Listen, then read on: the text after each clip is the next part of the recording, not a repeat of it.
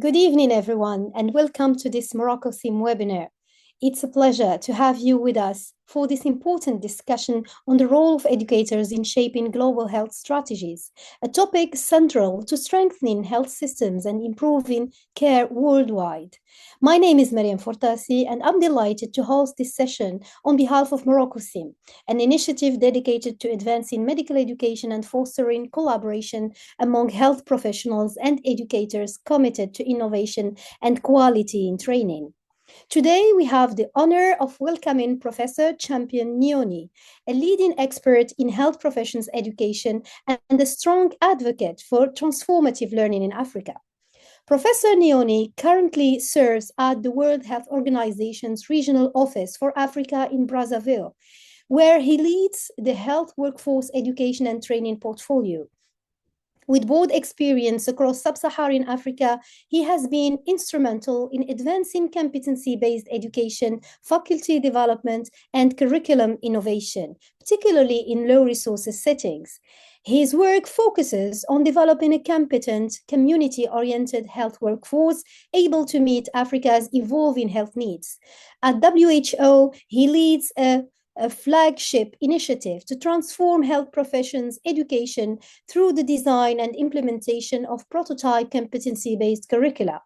Internationally recognized for his contributions, including honors from Sigma Theta Tau International and the Southern African Association of Health Educationalists, Professor Nyoni continues to inspire educators and policymakers working toward equitable and resilient health education systems.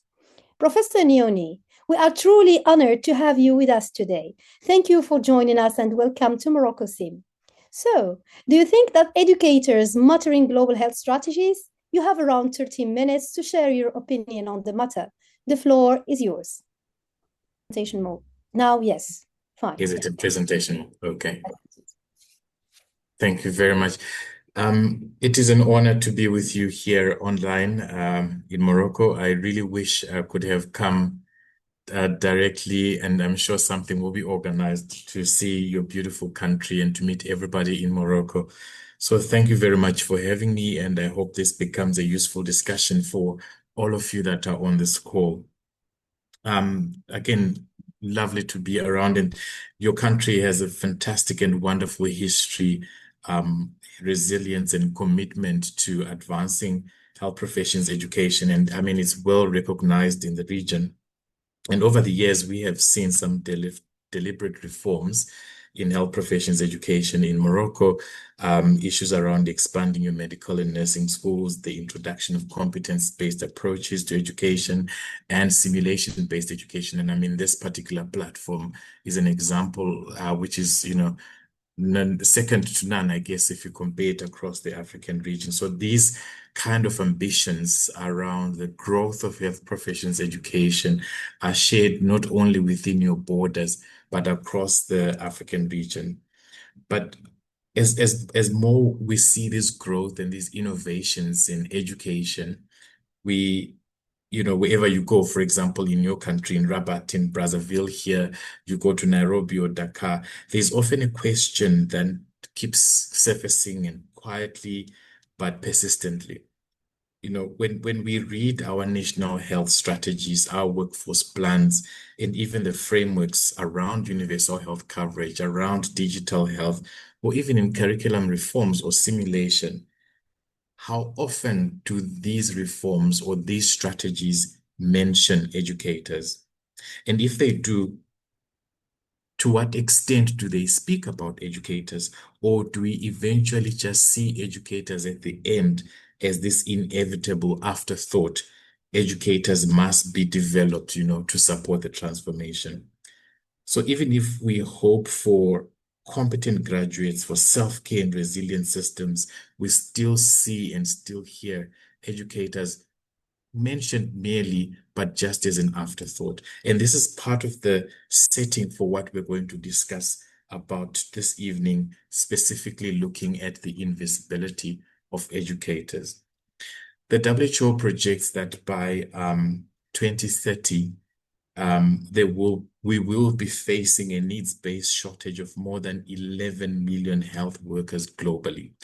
And I mean, from where we sit in the African region, we are looking at that shortage to be around 6.1 million health workers that are in short supply by 2030. And I mean, if you look at this map, the dark red they are, the more the shortage or the more the need of these health workers. And this statistic has been captured, has been repeated in so many platforms and several times. But then there is the hidden truth around here.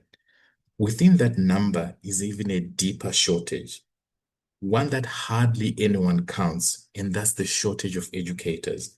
If I'm to ask you, of that estimated 11 million of the health workers that will be in short supply by 2030, how many of them are educators? So why are the educators invisible?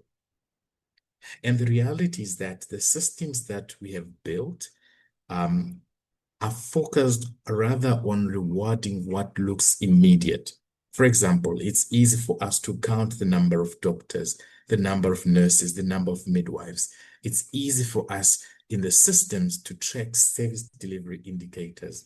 And we can design financing streams for clinical deployment, but we almost never count or cost the educators who make the workforce possible. And this has become even worse when we talk about this systematically, where we are seeing large systematic contributors to the invisibility of educators. Four key areas come into mind, and the first one is around data blindness. We see that a lot of human resources for health data, the systems don't disaggregate who is an educator and who is not.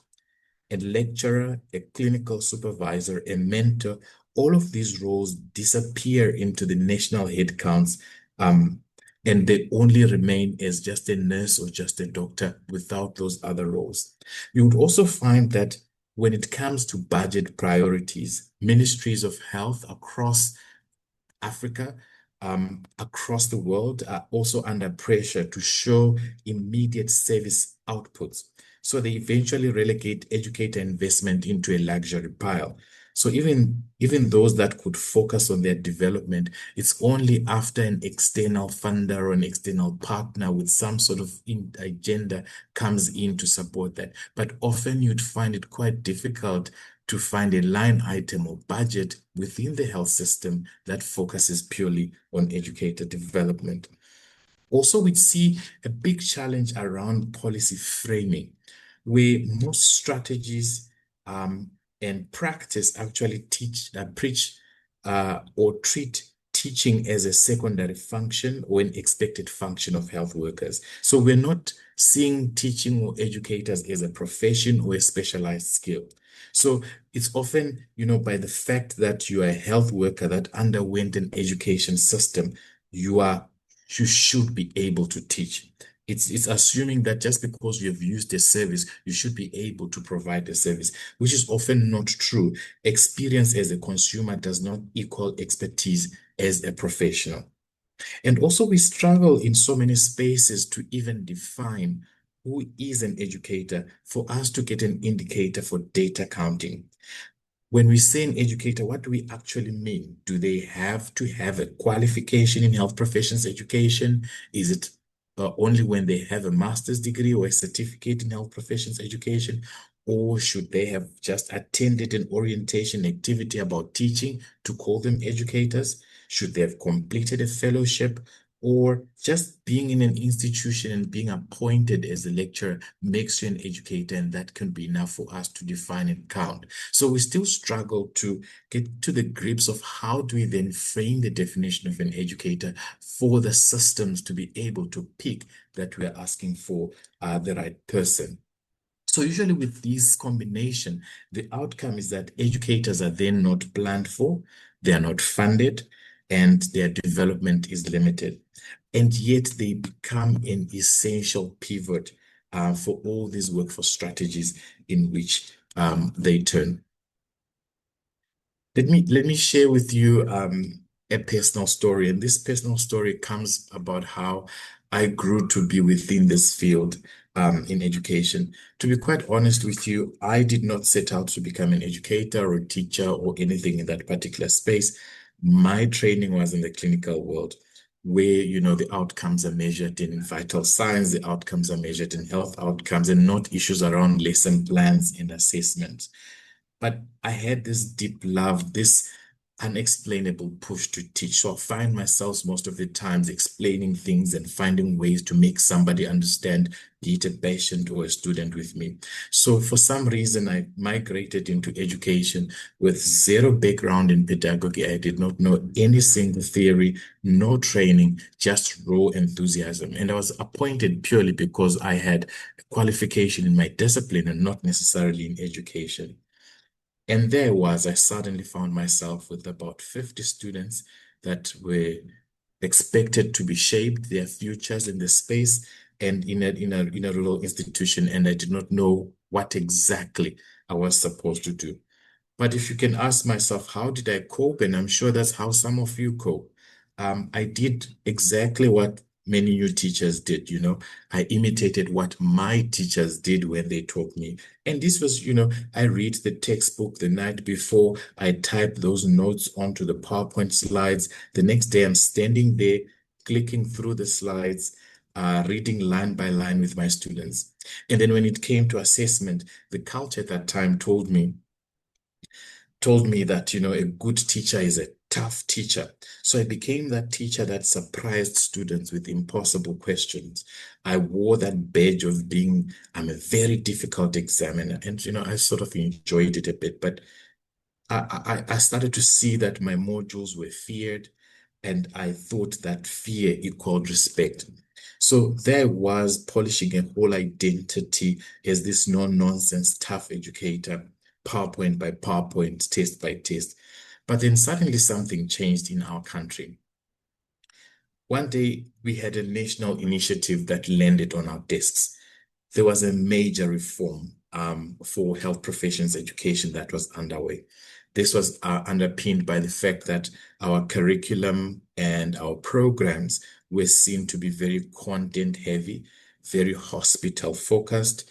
The curriculums had not been updated, and they were slightly becoming irrelevant to align with our community needs.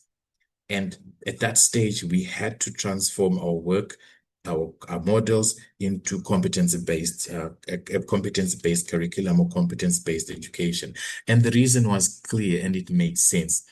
In that setting, almost 70% of our population lived in rural communities. So they accessed their healthcare in primary healthcare clinics, in those community health centers, and then get to be referred up the ladder into the district and then the central hospitals. But the way we trained our students, our schools and our universities are often attached to a teaching hospital, and we place our students majority of the time in the teaching hospitals, that they became very good in managing situations in the hospitals, but would struggle when they get out there in the community where the needs are and where the vacancies were. So the students struggled with diagnosis in the community without supervision.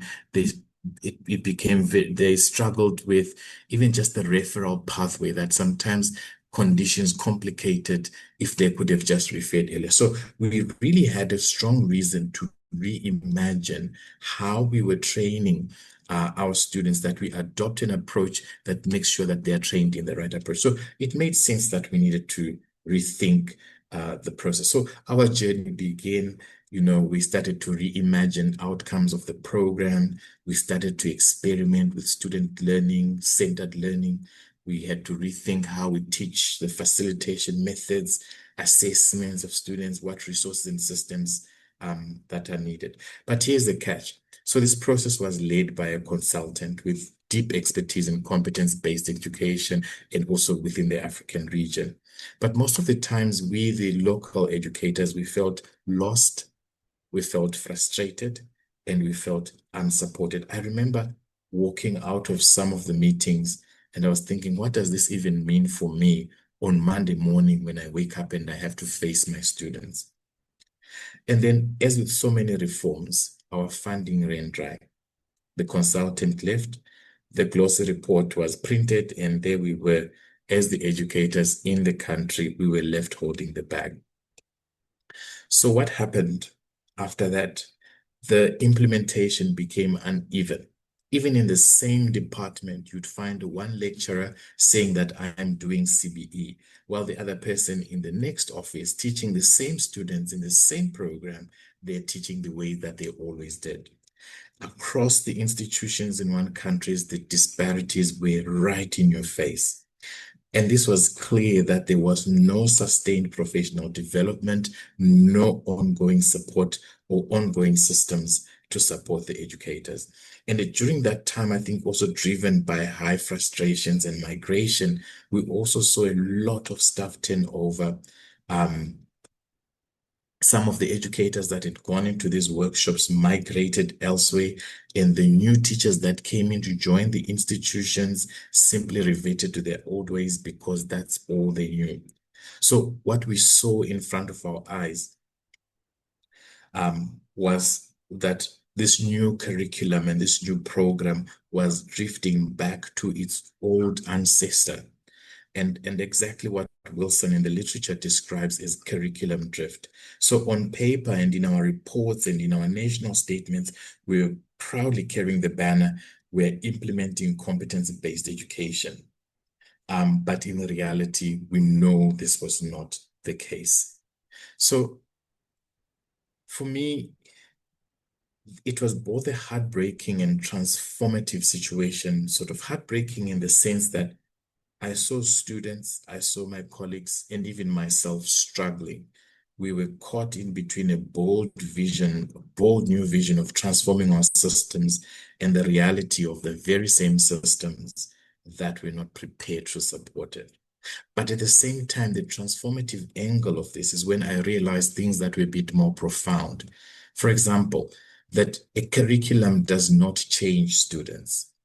It was clear also that consultants do not change systems, but it's the educators that are on the ground within the institutions that change systems. And if these educators are not prepared, are not supported, are not valued, then all of these curriculum reforms that we think about, all these educational innovations that we think about, are more words on paper than things that happen on the ground. So when we dissect this whole process around faculty development and how professional development for educators has been approached in many parts of the world, it is easily tempting to say, yeah, but we sit in this particular part of the world, or in this department, we have done this before, so we can always come to institution and train you on how to do it, and then we pack our bags and go. So we start to see what we call the rescue models, where colleagues that visit, and they come in with these ready-made workshops, ready-made toolkits, and everyone wants to develop, right? We get educators that gather, people that are trained, there's excitement, photos are taken, reports are written, and for a moment it would look and feel like transformation is happening. But the moment the funding cycle ends, the funding dries up, the consultants fly home, usually what remains is that we get faculty that have attended one workshop, and have received no ongoing support. We still see equipment that lies idle because no one was trained to maintain or integrate it into their education systems. We also see institutions that eventually get caught in this dependency cycle, waiting for the next wave of external funding, and understanding this current situation globally, where funding is quite a sticky issue with so many things that are going on now. So eventually, there is no sustainability. And it results in systems that we call short-termism. So in 2023, we published a paper around implementation of e-learning programs in Africa, and it was through a review, some form of review, I forget the method. But one of the key concepts that we added into that paper was the concept around pilotitis, which is sort of an inflammation of the pilots. But it was really the whole concept where there's this habit of always piloting programs, especially within the educational space, generating data that often looks impressive. We tried this and the people liked it, and these were the outcomes. But often there is a failure to embed this real long-term change. So we often celebrate these pilot results, but rarely do we even talk about the structures that maintain them. So if you go back 10 years later to the institution where a paper was published on how this innovation has transformed the world, you see that nothing has changed after that innovation. So you start to see this becoming a pattern, and then rooted in also a mindset situation where we often think that, faculty development is simply a technical gap. People don't know, and we can always fix it by just bringing expertise from elsewhere. So we've got a colleague from Harvard, and they've done this before, and with plaster the name, it's Harvard, so definitely they can solve the situation. But often they go back and the situations remain the same. But we know that the problem in most cases is not that in Morocco, in Africa, in other low and middle income countries, even in high income countries, the issue is not really about the lack of knowledge. We know how these simulations work. We know the whole concept and theories around simulation, around education, curriculum change, but the issues are more structural. The problems start in the very same core around workforce planning, in terms of starting with the recognition of educators, thinking about financing faculty development as a priority in a national budget, in a national strategy, and also thinking about systems around renewal, Bye-bye. renewal, reinventment of those systems. But until we confront this, until we start to have real dialogue and proper discussions about how do we rethink our systems, we'll constantly be stuck in this cycle of things that come in, and educators also remaining as an afterthought.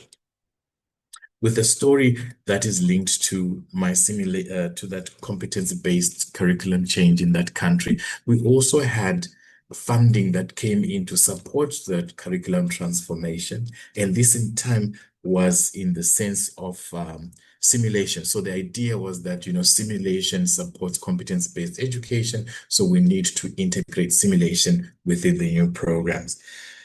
Excuse me. So we received this brand new high technology simulation equipment. That was years ago when I was working in that very same institution. I mean, the kind of equipment that we received, we would rarely see them in our setting. I mean, we had entire sim labs that were constructed. The mannequins were delivered in these boxes, and then we even had a handful of educators that were trained on the use of these mannequins. So this was really something that was exciting for us. There was, for that moment, a huge excitement. The labs were shiny, the equipment was impressive, and we felt that, oh my God, transformation has arrived. But you know what? Reality set in quite fast. We saw with time that the majority of the educators had not been supported to integrate simulation into their teaching. So they knew that the simulation was there, they knew that the tools were there, but how to integrate it into their teaching for the attainment of the competences was a struggle. A lot of the educators became unsure on how to use the mannequins. Others became afraid to touch them because there were insurance issues that were being, preached over and over again. If you break it, you paid. So they became scared to touch them. There was not so much of ongoing professional development. And then this enthusiasm around simulation faded.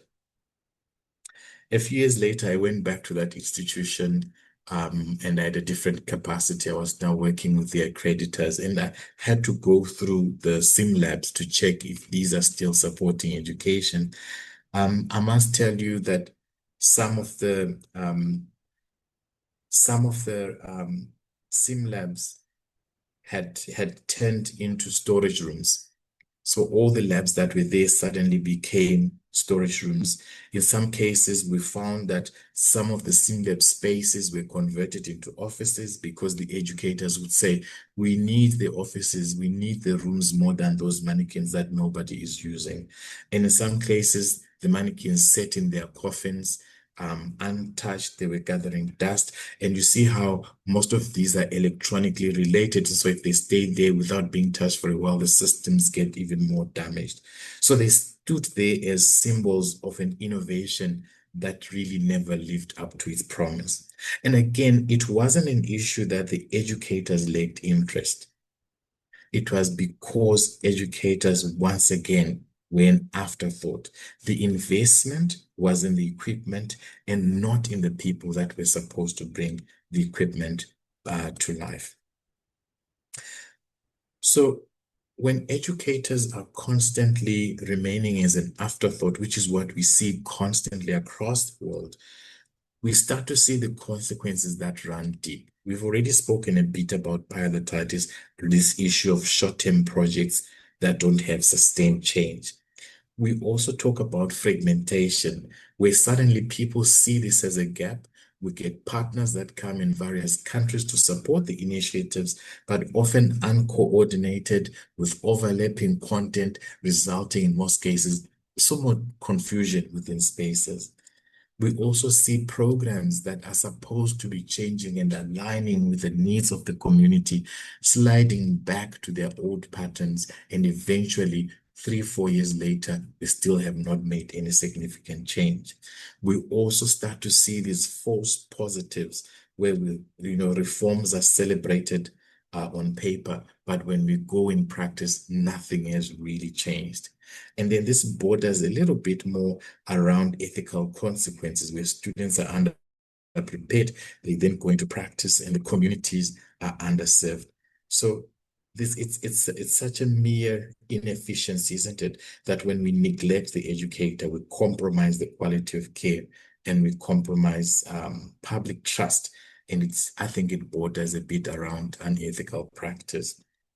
But then, having listened to this, you keep on saying, but we can reflect, we can see this happening in our country. I mean, this will be part of our discussion to check if this happens in your space as well. We still have these questions, but why does this still keep happening? What's going on? Why does this pattern repeat itself in Morocco, in Africa, in the rest of the world? And it happens because the system, again, not designed to value educators. First, the political priorities. Governments are often under this fiscal strain, and then when leaders make choices about health budgets, they are drawn into what is immediately visible, building hospitals, deploying doctors and nurses, responding to emergencies and wars and things like that. These are the things that make headlines. Educator development, by contrast, is often invisible, right? It does not cut a ribbon because, it takes long to invest in educators. It will not come in tomorrow's headlines in the newspaper. So it is often then postponed or delayed or ignored. And in some cases, we also find these donor priorities. You see, external partners, as much as they may mean well, they also, to a larger extent, chase global trends. Funding follows the crisis of the moment. Is it pandemics? Is it climate change? Is it artificial intelligence? We also had the fourth industrial revolution a couple of moments ago. We also had something like that. So this is what exactly excites these donor priorities. Rarely do we find donors that invest in the slow, unglamorous work of building educator capacity. So it is far quicker to get these quick pilot projects and then underwriting this decades-long work around faculty development in a country, in an institution. And then you see that most of these project cycles are often, 2, 3 years long. But educator development is generational work. It's a long time kind of work, which really needs more of systems investment more than short-term projects. So it takes a while to train and create a critical mass of educators that can sustain educational reforms. So usually when the project cycle ends, the support disappears and educators are often left stranded. And we also have this misconception of universality. in that there is this persistent assumption, that what has worked in London or in Paris can simply be transplanted to Rabat or to Kinshasa. But education is profoundly contextual. Methods that succeed in one setting may not really resonate with another. And when these models are imposed without adaptation, they will eventually collapse with the weight of the local realities, which may include resources, abilities, and even culture. And the results? That educators remain in the periphery, they remain in afterthoughts. The system limps along, producing graduates who are ill prepared for the realities of the health systems. And again, this is not about the lack of effort. It is about a system whose very design undervalues educators.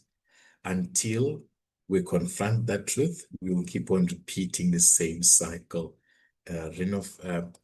A reform announced, a reform launched, and then a reform abandoned.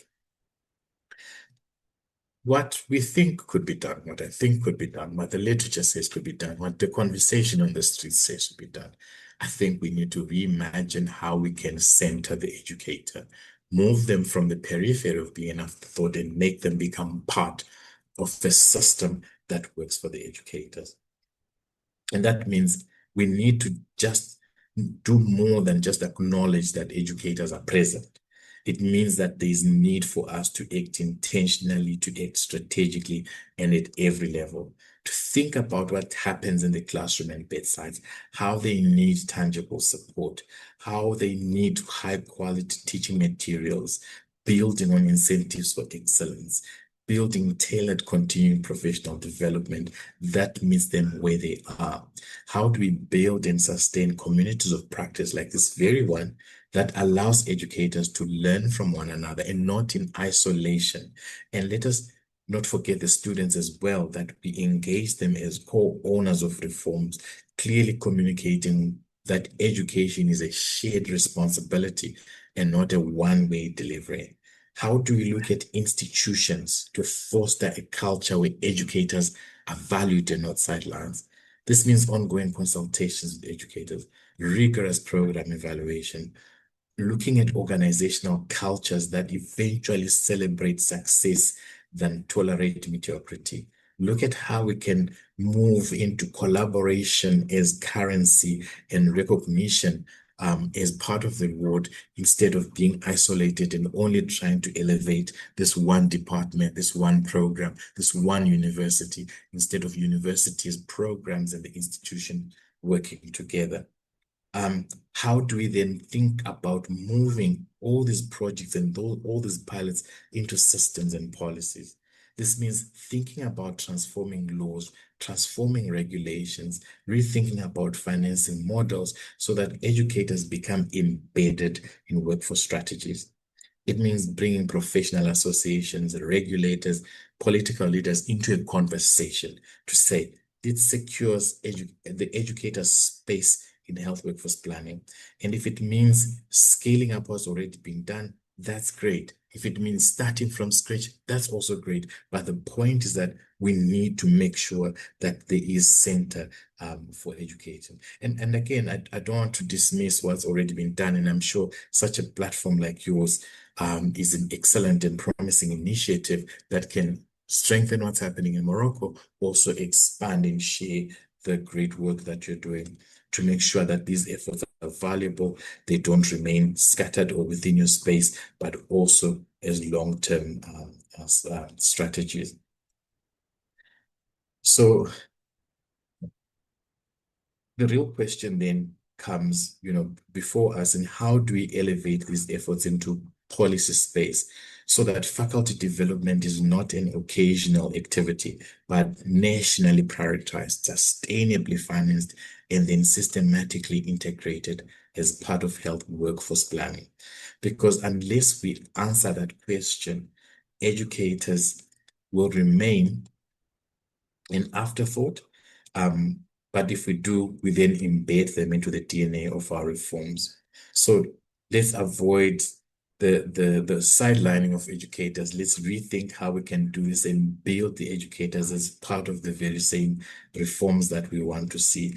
That we keep confronting this, we keep talking about this, and then we breathe this. And we don't only talk about this only when we're in Geneva and Brussels, but also within the classrooms and the clinics in everyday mentorship and education. As I'm about to come to an end with this conversation, we know that across Africa and the Mediterranean, we're all united by the same aspiration. A future where every student is guided by a competent and motivated and valued educator. And we know that if we invest in educator, we strengthen the entire system. If we continue to sideline them, no reform, no matter how beautifully funded or written, will succeed. I think it's the moment to make educators visible in every strategic document, in every budget line, in every reform plan, because the future for health system will not be written in these conference declarations or in these meetings, but it's in the classrooms, it's in the skills labs, it's in these clinical wards with one educator at a time. So as I leave and conclude this talk, I just want to leave you with a challenge. In your context in Morocco, where are the educators in your national strategy?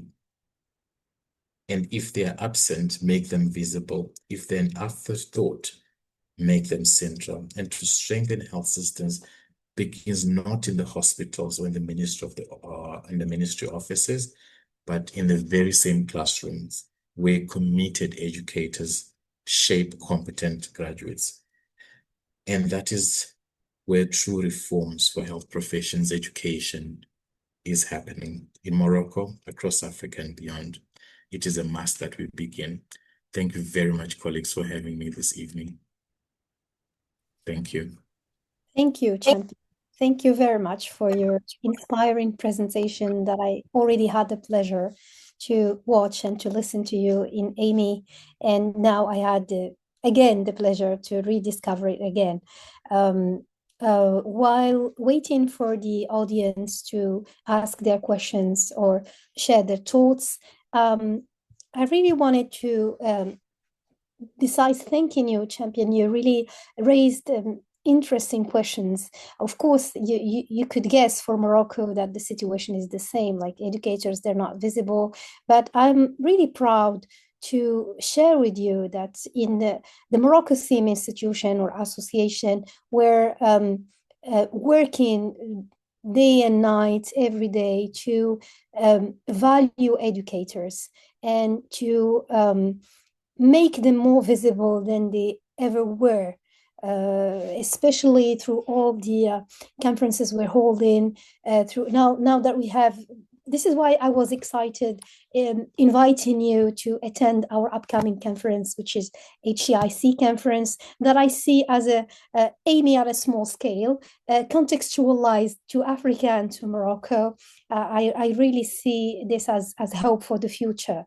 Well, many ideas you shared were I could relate. I found myself in my practice as a medical professor, and of course, all the medical or health professions education in Morocco could relate to what you said. Like, still up to today, we're still teaching as we were taught. Trainings, they are present. We're doing a lot of trainings, either in Morocco Sim or in university diplomas that many of us are organizing on behalf of our colleagues, but yet it's not systematic. There is no funding for faculty development activities. One example of that, when I attended Amy with my colleague, we were self-funded completely. So this is something we do out of passion and out of will to make things work. My question to you actually is that you answered the question that do educators matter? Now we know that they don't, at least in our settings or in our context. Now you also addressed the idea or the issue of what to do about that, and your suggestions were like directed to policymakers. What can we do at an individual level?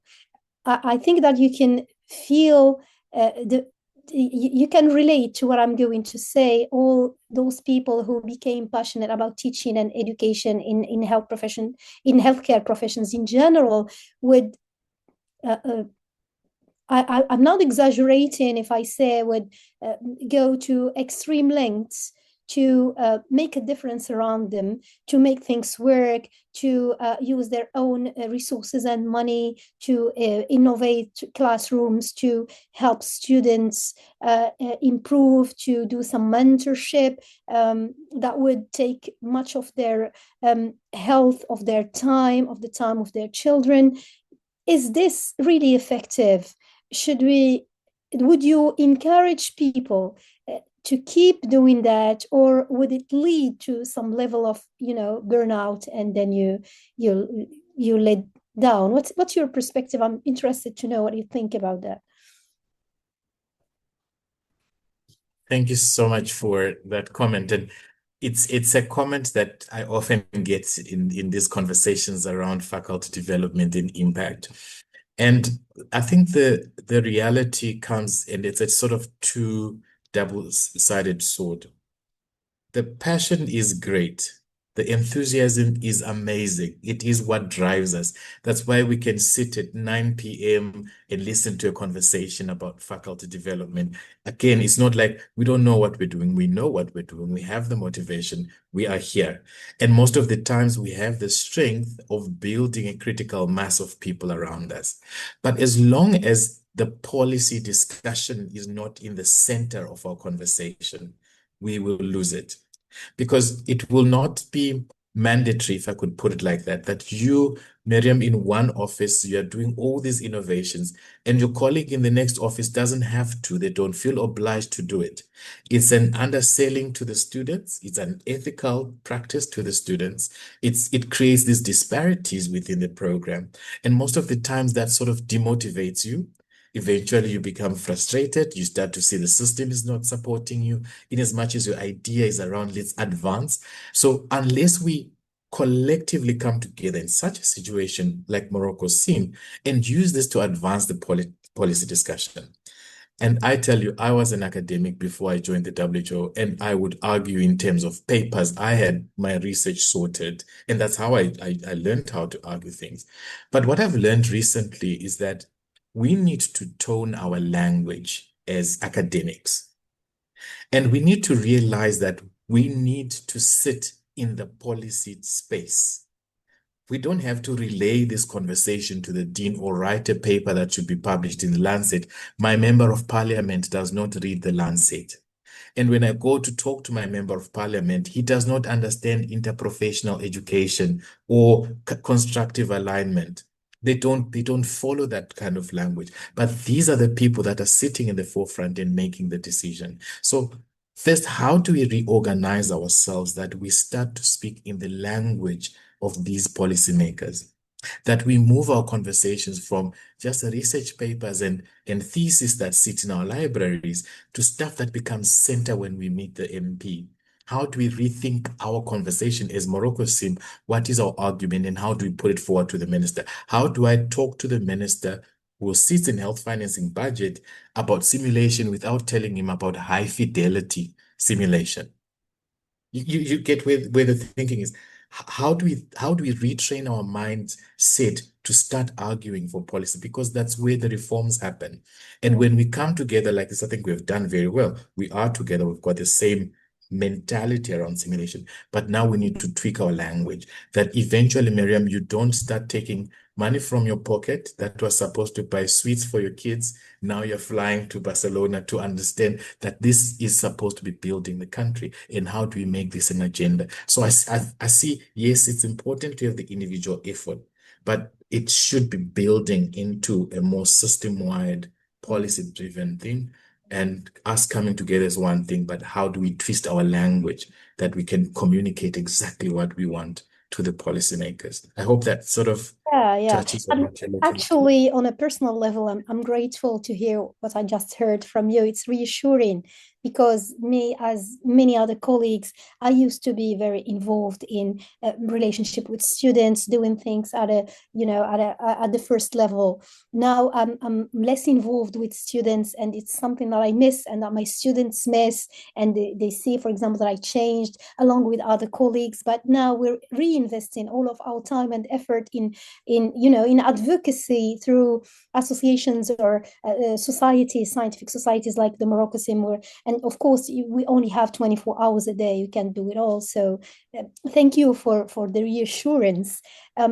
Just some questions are coming and they're all interesting. One of them is going in the same line, like what role should national societies dedicated to medical education play in aligning training programs with national health priorities and competency-based reforms?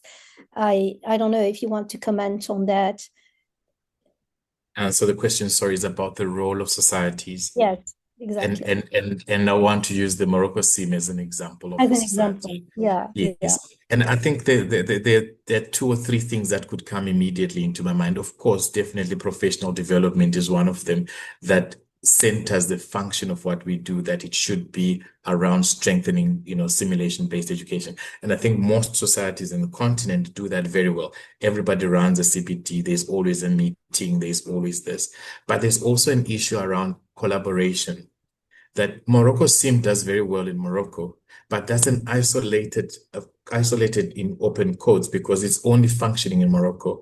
Can Morocco Sim work with, for example, the Simulation Society here in Congo, or the Simulation Society in South Africa, or the Simulation Society in Kenya? That sort of starts to build a bigger, stronger African dialogue or discourse around simulation. So collaboration becomes a second critical issue around the role of a society. And advocacy. I think advocacy is one big thing. And again, touching based on those key issues, how do we frame our communication agenda? How do we frame our language? How do we even structure the very same society to say, Miriam, your focus is this and your work is around professional development, but Mohammed's work is around advocacy. Mohammed is going to collaborate with a lawyer or somebody in media and communication, somebody in policy, in actually structuring how we position ourselves for X, Y, and Z. So how do we build these, issues around advocacy, around collaboration, and around professional development? I think we can tie these three as part of the fundamental roles of a professional society like this Morocco Sim.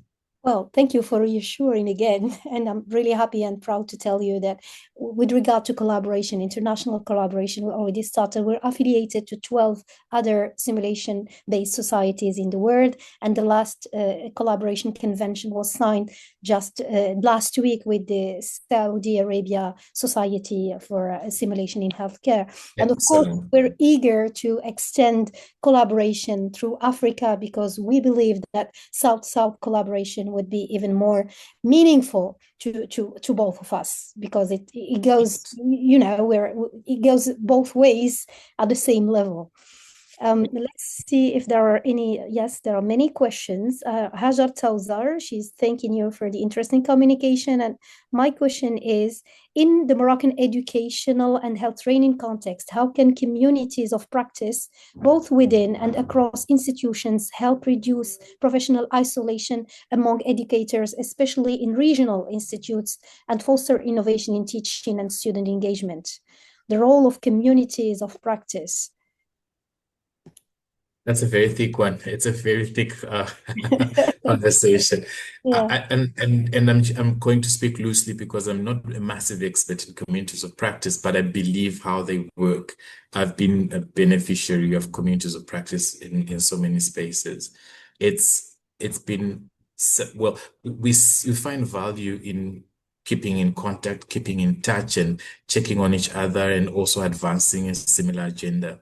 What we have seen that we get to lose within the communities of practice is sometimes they suddenly become extremely impersonal, that they eventually lose the person behind this. And I think technology has made it worse now. We just see ourselves in boxes and that's it. In so many spaces, we have seen stronger connections and bonds, and revitalization in face-to-face meetings where people sit over a cup of coffee. We talk about other things beyond this. We get to know the person behind the name.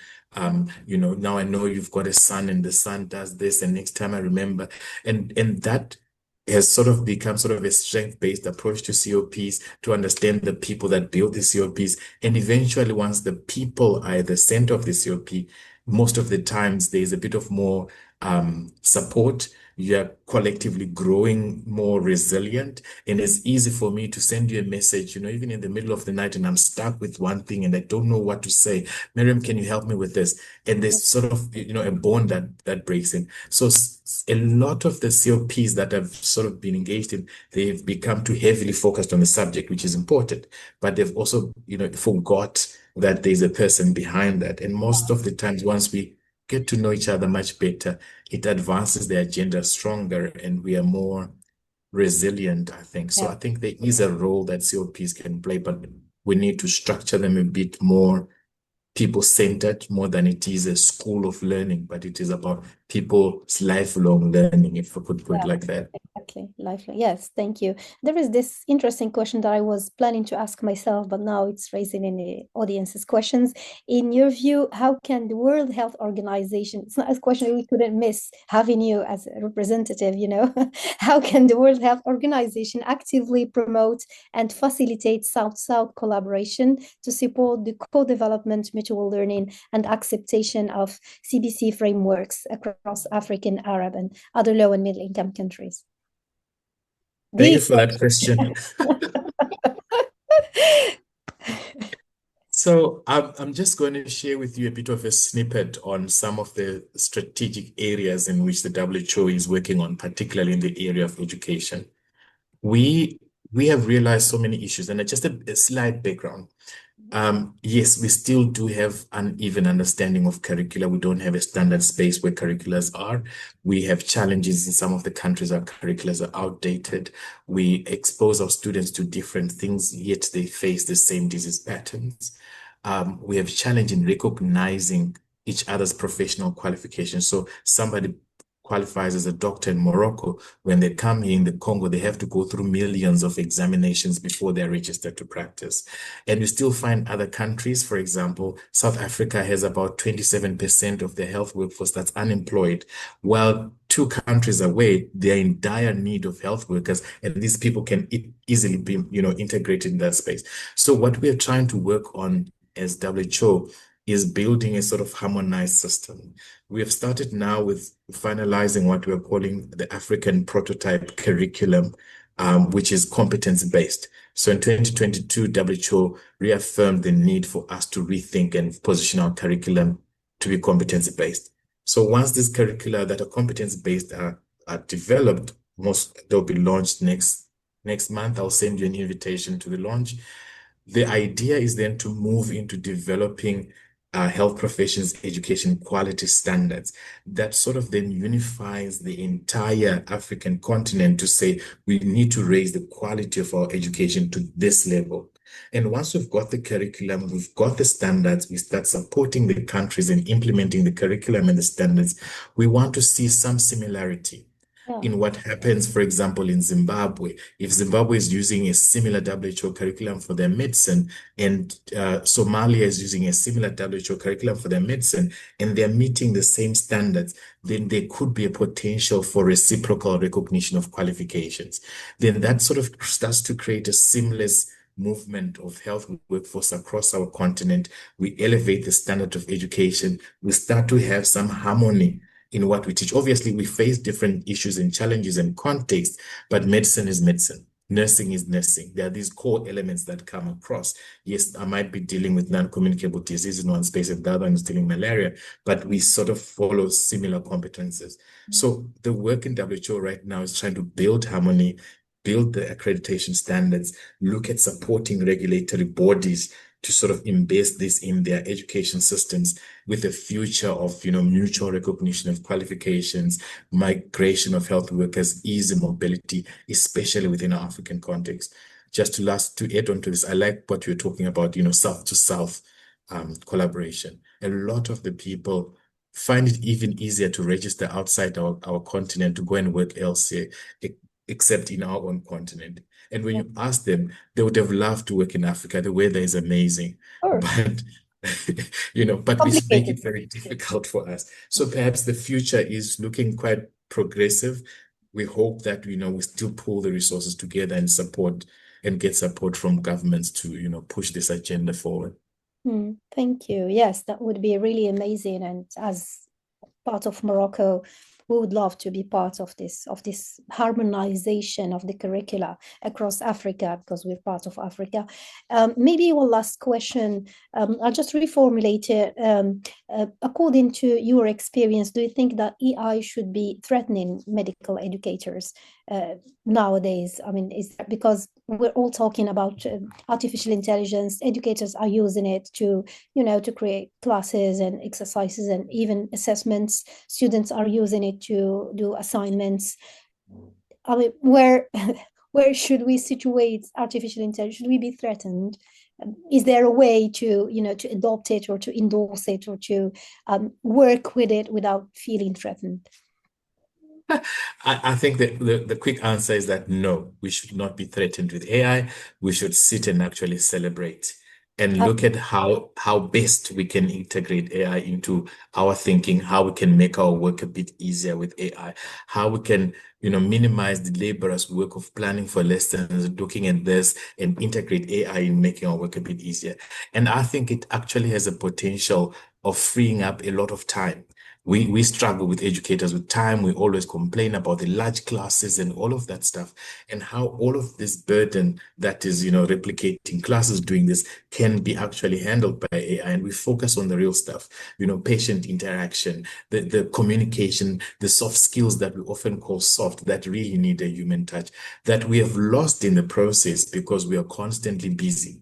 We say we don't have time to even go and monitor our students in the clinical platform because I have to prepare for this, I have to sort this out, in which this can be relegated to AI. So I think it would be sad for us if we are, feeling threatened and we're not integrating AI already.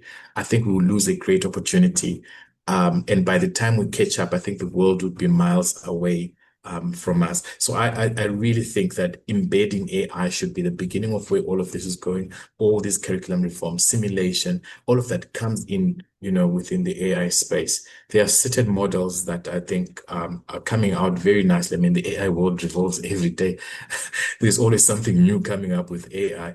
But keeping up to pace is one thing, but there are certain nice models that are quite useful for the African space that we can really leverage on in AI, in simulation, virtual reality, and how this can be done, how we can monitor, how we can track performance, how we can measure competence, how we can expand the simulation lab before 4 p.m. We often close at 4 p.m. and we go home, how the students can even practice after we've gone. So there's so many opportunities that are lying before us.